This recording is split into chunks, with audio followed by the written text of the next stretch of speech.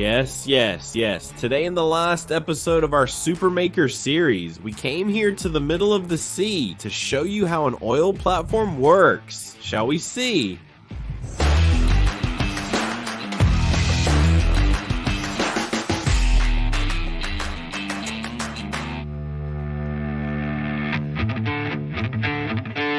On Sunday at 5 ante Meridium, a group of 4 sets out, carrying around 11 pounds of equipment for recording.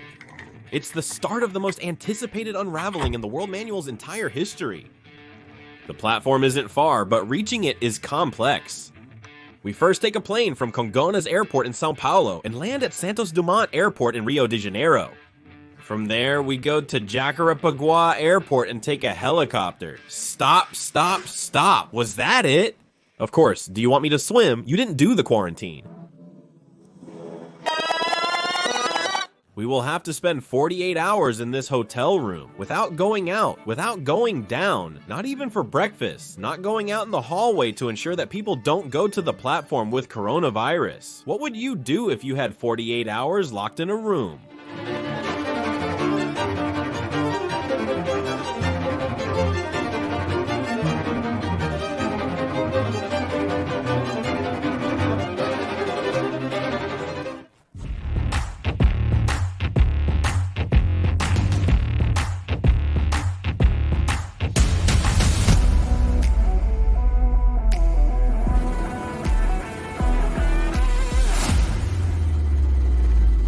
Now, yes, the helicopter to the platform departs from Jacarepaguá Airport. It's a model that carries 17 people, plus the pilot, co-pilot, and a flight attendant.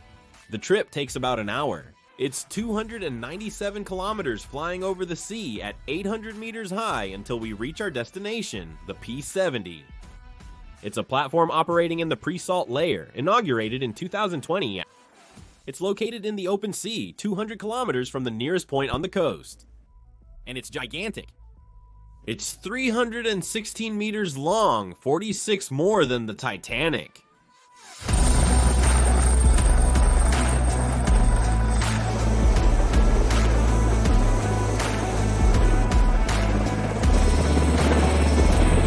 Phew, we're on land. Well, not exactly. When we started this series, we knew we were going to dive deep into high technology of oil production, but not even in our wildest dreams did we imagine that we would be able to show everything so closely to you. The opening episodes showcased various cutting-edge technology concepts, and did a bunch of experiments demonstrating all this to you. But in this video, once again of course, with the sponsorship of Petrobras, we are going to show in real life how things work, because here on this platform, oil is now being produced. To start the conversation, there are several types of platforms. And this one here that is exploring the pre-salt is a type of floating production storage and offloading, which comes from the English floating production storage and offloading. In English, it would be floating unit of oil and gas production, storage, and transfer. This floating name is not just a detail. The sea floor is about 2 kilometers down from us, so there's no way to have a tower holding this platform. It's literally floating like a ship. We even notice a slight sway here, but the platform is not loose. It is anchored at the bottom with some anchors that are embedded in the ocean floor and are attached to the platform by several cables. We hear about navy blue our whole lives, but whenever we think of this color, at least I remember jeans, t-shirts, the navy blue. Honestly, it's this one from the sea here. Just look.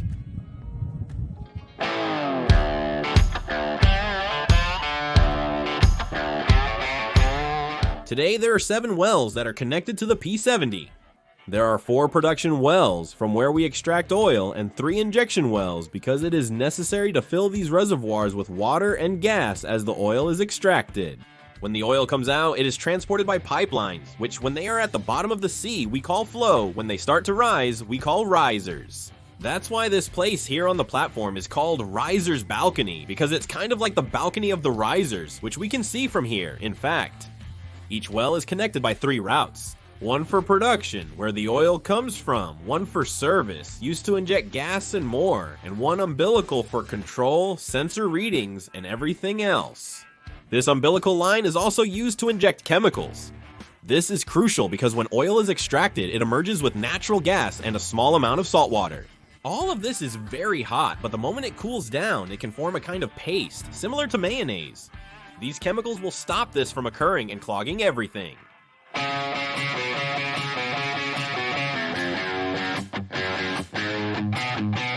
The first processing that the oil will go through is a separation to remove the gas and water. This is done in that separation vessel. The gas will come out from the top, which is sold. Although not connected to a gas pipeline yet, this will be done on the platform in the future. The gas is also used for well reinjection or to generate energy for the platform, but it must go through 3 stages. The first step is compression, which is done in compressors to significantly increase the gas pressure. It also needs to go through a dehydration process, which is to remove the water from the gas. This is done by something he calls a molecular sieve, which lets the gas molecules pass but holds the water molecules. And the third thing is to remove the carbon dioxide because it's a gas that has no value. The carbon dioxide is mixed and injected back into the well. The treated water is then returned to the sea. The issue doesn't occur here yet because the oil still contains minimal water, but it will happen in the future. The oil also doesn't come out ready. Usually it will still have a little bit of water, and the separation will be done in an electrostatic way. It's more or less like if you rub the straw in your hair. The machine can pull small pieces of paper, but in this case it will pull water instead. So it starts to clump together, forming larger and larger drops, and there comes a time when it's possible to separate the water from the oil by gravity alone. Then you remove the water from below. The fruit of all this labor is here beneath me. The entire base of the ship is made up of oil tanks. There are 31 meters of tank beneath me. In total, the capacity is 234,000 cubic meters of oil, which is 234 million liters. If we were to divide this into 50,000 liter trucks, very large tanker trucks, it would give us 4,680 trucks. I don't know if you realize, but oil is very flammable. It's the source of diesel oil, gasoline, and kerosene. So there's a pretty big risk that all of this could go flying through the air. But of course, they have several ways to prevent that from happening. The main one is not to let oxygen into the tanks. This is not easy, as during the day, the temperature variation also causes pressure changes inside. So there are times when the pressure is very high, and then they have to relieve some of the gas that's inside. And there are times when the pressure is lower, and at that moment the air can enter along with the oxygen. To prevent this from happening, they inject an inert gas, a gas that will not react with fuel and catch fire. This prevents fires from occurring. Every platform will have a kind of chimney which they call a flare. It's a little fire that you see coming out up there, where the leftover gases from some process are burned. The ideal is to burn as little gas as possible, so here on P70, as it's a very modern platform, we hardly see anything burning. But it's also a safety equipment, so if they need to expel some gas from the platform very quickly, they throw it to the flare, and there is a pilot flame. It's a little fire that stays lit all the time and burns all that gas. And of course, we couldn't go on the platform without seeing the oil up close.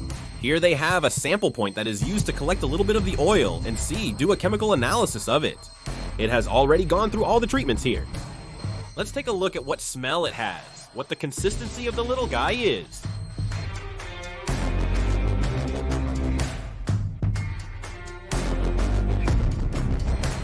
It smells like gasoline and it's much more fluid than I imagined. It's a thin oil. I thought it would be a thick mess. No. It's very thin. It's becoming slightly transparent. Pour it into the beaker.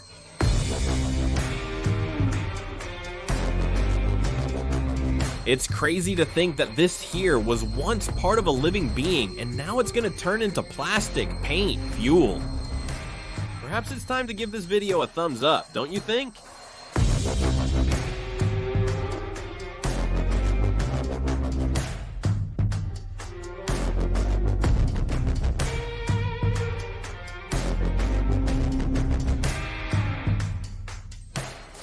The oil will stay in the tank for a few days, and there is no pipeline that connects the platform to the land.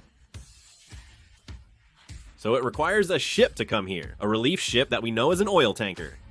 But how is the transport from the platform to the ship done? By that equipment over there, that there is a bow reel, and what we're seeing wrapped around it is a giant hose. A big hose. What's the surprise?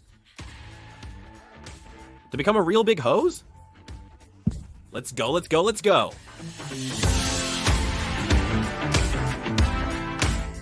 Man from heaven. The face of this reel is about 6 meters in diameter. Forget about the Ferris wheel. This hose has 50 centimeters in diameter on the inside. The exterior is considerably larger due to the protective features that prevent easy damage. Another thing, it can pump 6,600 cubic meters per hour. And yet, to load a large ship, it takes 24 hours. The thing is 150 meters long, so the ship doesn't get too close. The ship gets about 90 meters away and fires a shot. It's a polyvinyl chloride projectile that reaches approximately this area. And this projectile carries a cable, which is a thin cable at first. 2 larger cables are also present in this cable. The first one is for mooring, which will tie one ship to another. Tie in quotes because it will be far away, but it doesn't let it get away. The second one will pull the hose. Then the hose will walk in the sea until it reaches the ship. Look, the ship has arrived, and now we understand why it can't get too close to the platform.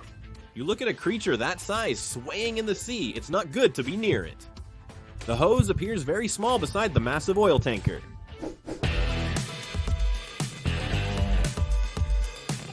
We are here in the control room of the platform, which is more or less like the brain of the vessel.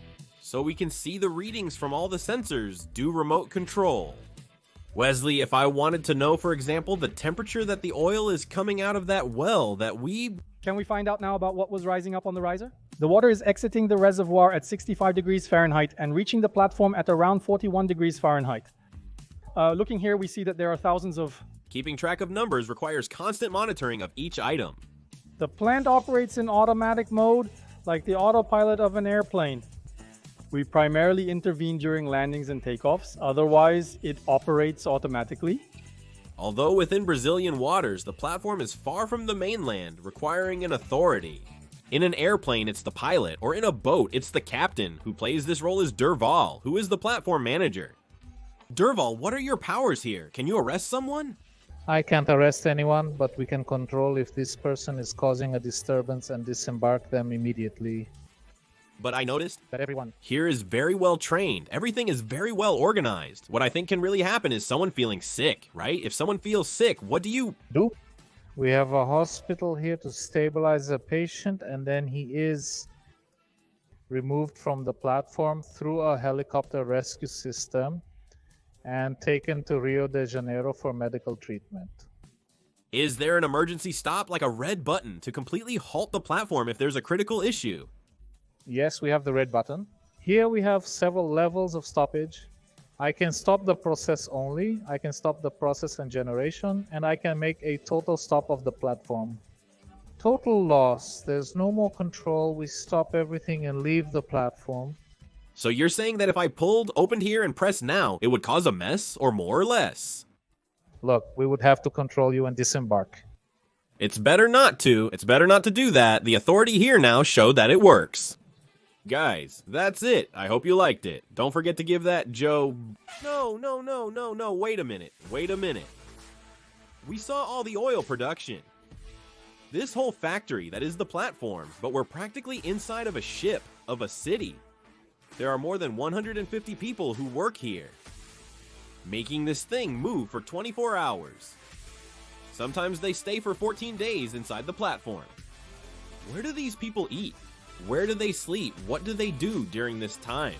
Let's now visit the housing area where the offices are located, but it's also where people stay to sleep, eat, and everything else.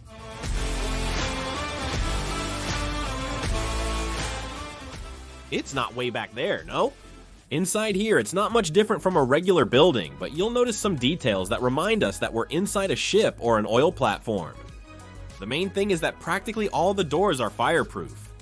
The door has an inscription indicating the number of minutes it can resist fire.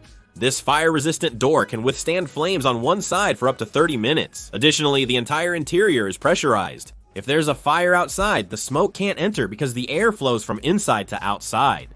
However, an area with even greater pressure is the stairwell. Because if the building itself catches fire, smoke won't enter the stairwell area, people can get out. In fact, this door is even stronger than the other one, withstanding up to 60 minutes. This is the cafeteria, reduced due to the pandemic with 40 seats, so people eat in shifts. There are 5 meals with breakfast starting at 5 ante meridiem. Lunch is at 11 ante meridiem, dinner at 6 post meridiem, and a snack at 9 post meridiem. And a supper at midnight. A really cool thing they have here is a telephone in every room. Dialing an extension allows you to leave a message for all 150 people on the platform. Everyone on board will hear it. Let's see if it works.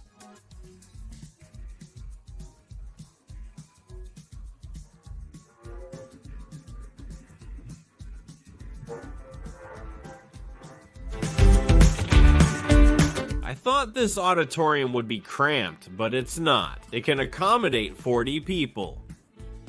The room is used for meetings and has a gathering point during emergencies. But it also has a ping pong table. When it's being used, you can play ping pong. In fact, people also use it for religious services, and it still serves for people to come here, record a video, and say that the space is quite large, which it actually is. The shift is 12 hours of work, so people need to relax at the end. One thing I didn't imagine I would find here was a music room, acoustically sealed for people to play inside.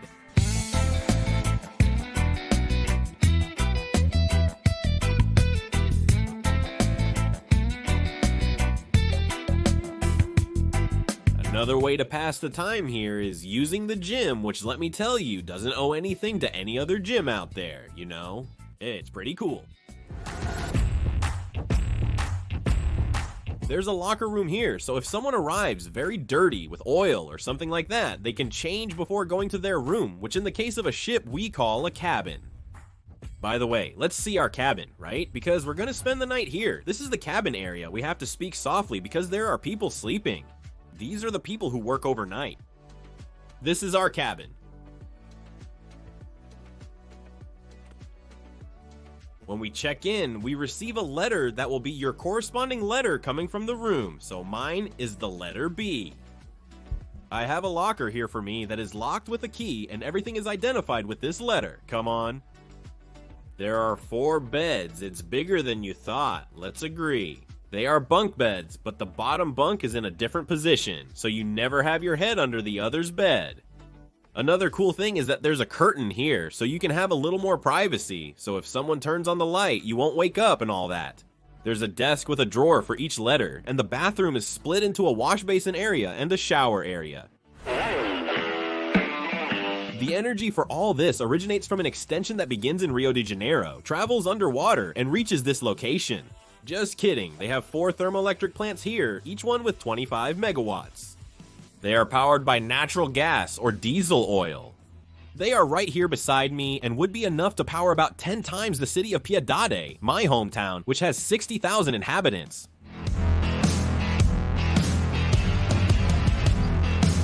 This is one of the turbines of the generators. It is aeroderivative, which means it is very similar to a jet engine turbine. The cool thing is that a lot of hot air comes out of here with the burned fuel, and this is used to heat the water that will be used in the rest of the plant. In this super closed room, we have an emergency generator that will come into action if everything we've seen fails. It's a diesel engine with 16 cylinders and 5 and can generate 1.8 megawatts. The lifeboats here on the platform are quite complex. These complexes are these here. They are called whale boats. They are completely enclosed boats. There are 2 on each side, on each edge of the platform. And each side can evacuate the entire crew. So if the platform lists, for example, if it tilts a bit to the side, you can get everyone out on one side only. It's closed like this because it can be used in a fire situation, so it could go through the middle of the fire. Including these pipes that are on the outside, they can throw a little water over the top to cool it down. It's crowded and cramped in here with all these people, but if I had to be shipwrecked, I would prefer 1,000 times a lifeboat like this than that open raft, you know? The lifeboat also has an oxygen system, which is to ensure that if it passes through an area with a lot of smoke, people can breathe here. It's a regular boat with an engine and all the usual features. Let's start it up to hear the engine's hum. Cool, huh? If you were wondering like me, if the equipment, the food, they also arrive by helicopter, the answer is no. They arrive by sea, it's many hours of navigation, and when the boat is near the platform, it can't dock. The goods have to be hoisted by a crane.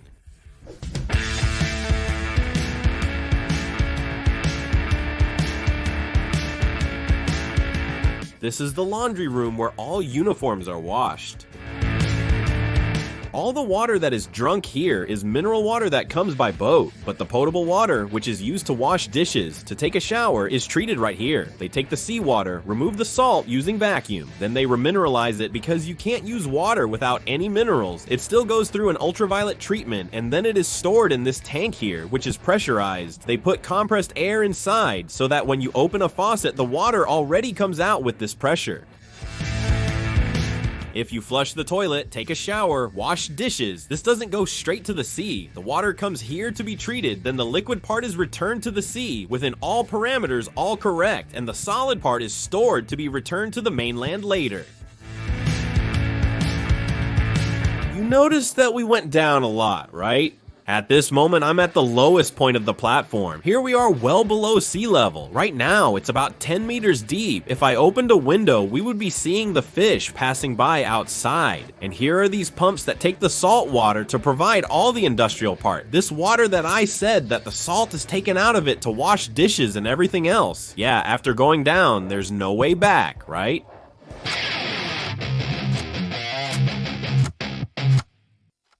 That's it for today, guys. Let's sleep because tomorrow we wake up. No, we don't wake up. We will be in the dining room at 5 to try to see the sun rising in the middle of the sea.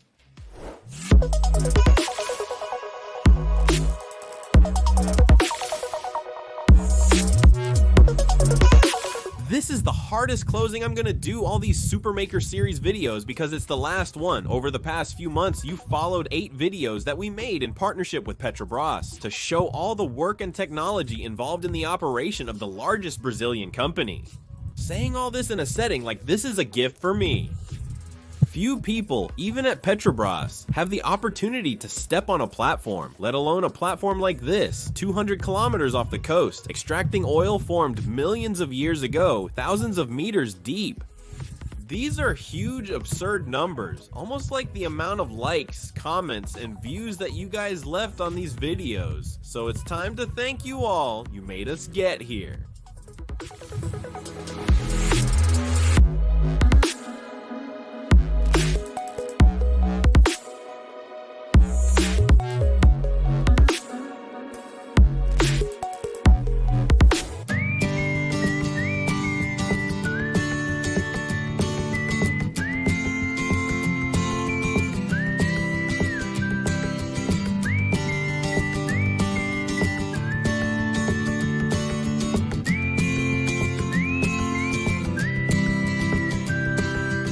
Sponsored by Petrobras.